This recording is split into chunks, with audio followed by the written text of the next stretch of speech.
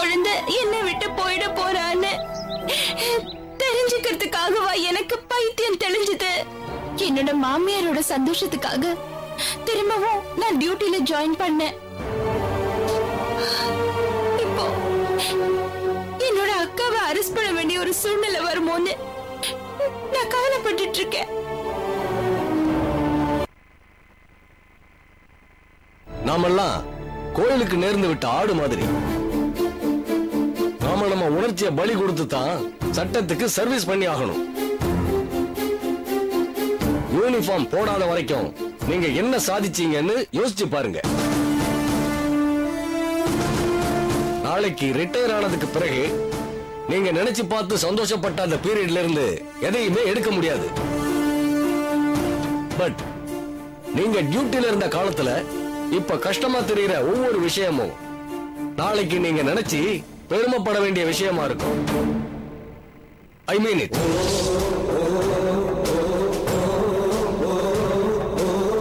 கடமைக்கும் பாசத்துக்கும் நடுவுல நடக்கிற போராட்டத்தை பத்தி நூத்துக்கணக்கான படங்கள் வந்துகிட்டு இருக்கு. நீங்க நிஜ வாழ்க்கையில அதை அனுபவிச்சுட்டு இருக்கீங்க. உங்களோட கனவு இந்த காக்கி யூனிஃபார்ம் தாங்கிறத நீங்க எப்பவும் மறந்துடாதீங்க. போங்க, போய் வேலையை பாருங்க. இப்போ வரும்போது என்னோட அக்காவை பார்த்துட்டு தான் சார் வரேன். சொல்ல போனா அவளை பார்த்ததுனாலதான் உங்களை உடனே வந்து பார்க்கணும்னு தோணுச்சு சார்.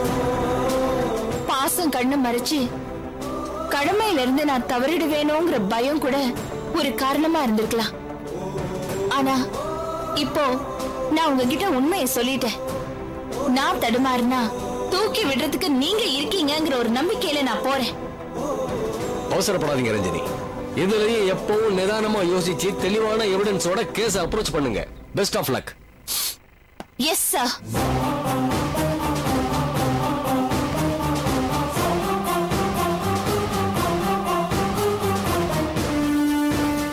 Good evening madam.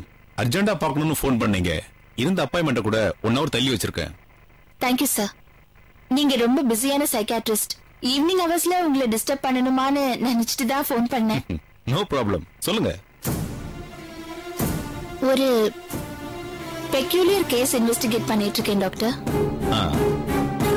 அக்யூஸ்ட்னு எங்க டிபார்ட்மெண்ட்ல நினைக்கிற ஒரு ஆளு ரொம்ப காலமா மனநிலை சரியில்லாம இருந்திருக்காரு. ஐ மீன், ஒரு மனநல மருத்துவமனையில இன்பேஷண்டா ஒரு 7-8 வருஷமா இருந்து ட்ரீட்மெண்ட் எடுத்திருக்காரு. ஓகே. ட்ரீட்மெண்டால அவர் குணமானாரா இல்ல திடீர்னு ஏதாவது ஒரு மிராக்கிள் நடந்து குணமானாரான்னு தெரியல. பட் இப்போ அவர் கம்ப்ளீட்டா நார்மல் ஆயிட்டாரு. நல்ல பேசுறாரு, நல்ல சாப்பிடுறாரு, எல்லார மாதிரியும் சாதாரணமா இருக்காரு. Very good.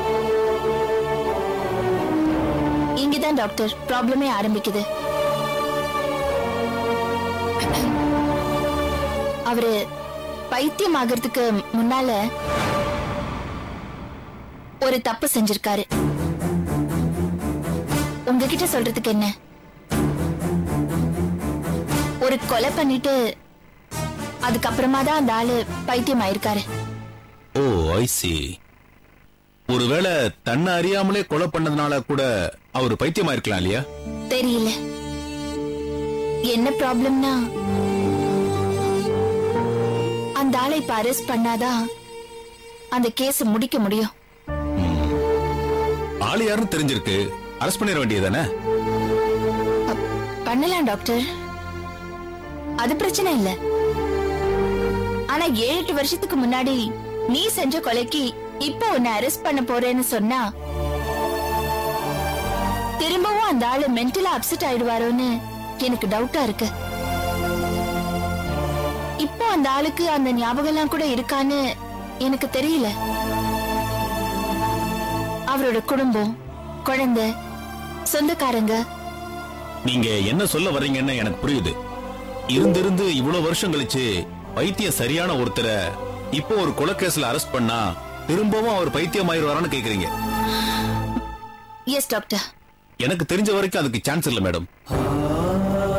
பைத்தியம்னு நாம சொல்றத கிட்ட போய் நுணுக்கமா நாம பார்த்தோம்னா இது சிம்பிளா புரியும்.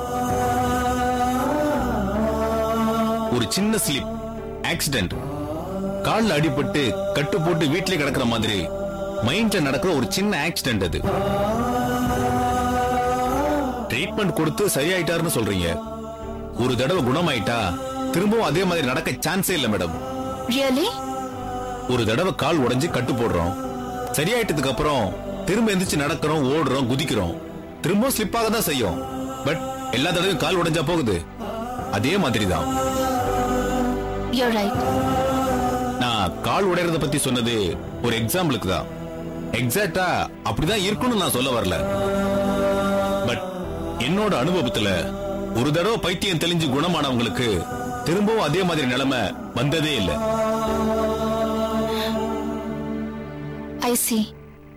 அவரை உட்கார வச்சு பேசி புரிய வைக்கலாம். நீங்க இந்த மாதிரி ஒரு கொலை பண்ணிருக்கீங்க, அரெஸ்ட் பண்றதை தவிர வேற வழியே இல்லைன்னு எடுத்து சொன்னா கண்டிப்பா புரிஞ்சுப்பாரு. வருத்தம் இருக்கும், கவலை இருக்கும், அழலாம், கதறலாம், எஸ்கேப் ஆனா கூட ஆச்சரியப்படுறதுக்கு இல்ல.